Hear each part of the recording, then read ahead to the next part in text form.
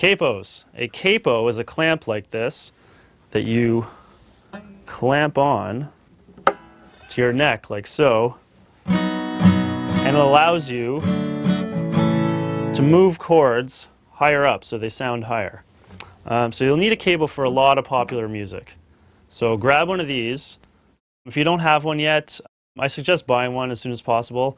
Otherwise, we can play some of the songs without capos. So you just play the chords down here, and they would sound a bit lower than if you attach the capo and